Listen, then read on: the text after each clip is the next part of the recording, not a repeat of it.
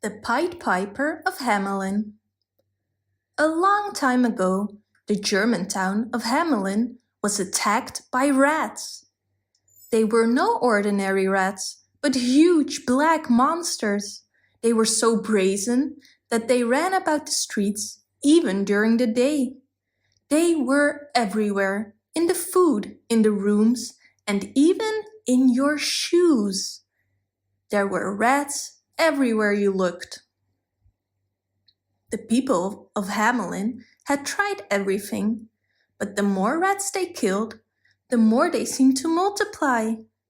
They were at their wits' end when one day a strange man walked into town. His mustache resembled a rat's tail. His yellow eyes only just peeped out from under his big hat, and his nose was crooked. He played his flute and walked straight into the town hall. In the town hall, the council had just met.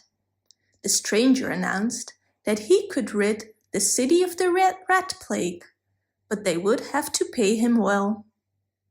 The citizens did not trust him and cried out that the man must be a magician.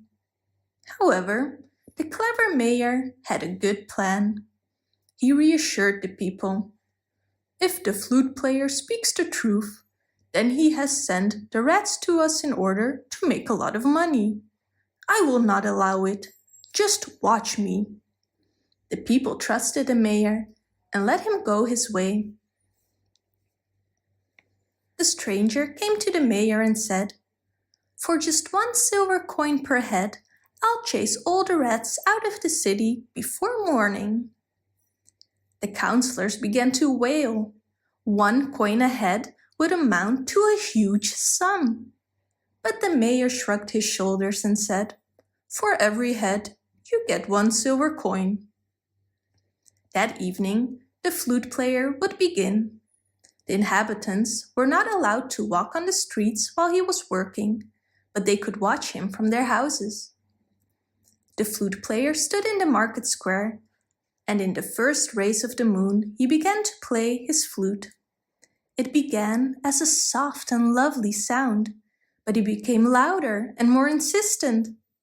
Soon it could be heard in the whole town.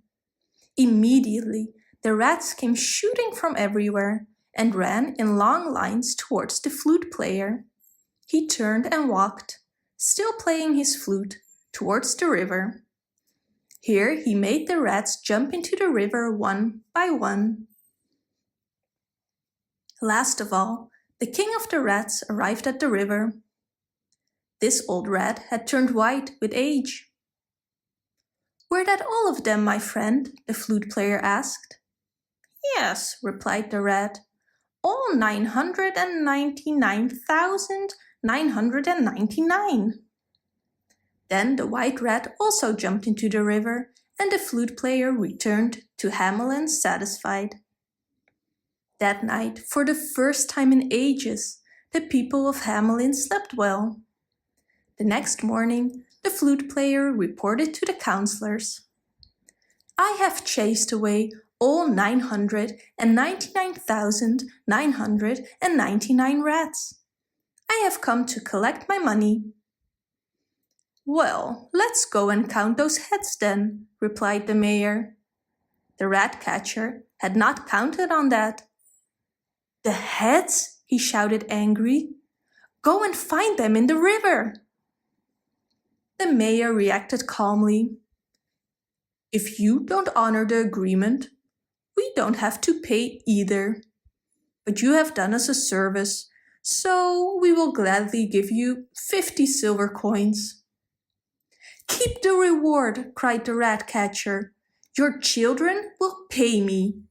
And with these words he ran out of town. Nobody in Hamelin took the rat catcher's threat seriously, so the next day they went to church carefree. But when they got home, they got the shock of their lives. All the children had disappeared without a trace. Then 3 little boys came running into town and told a terrible story. While all the adults were in church, The children had heard beautiful music. They had gone outside and saw the rat catcher standing there. While the stranger kept on playing, he ran out of town, and all the children followed him to the big mountain. The mountain wall had magically opened, and all the boys and girls had run inside. Only the 3 boys accidentally stayed outside. Everyone in Hamelin was miserable. No matter how hard they searched, the children were nowhere to be found. The mayor in particular felt terribly guilty.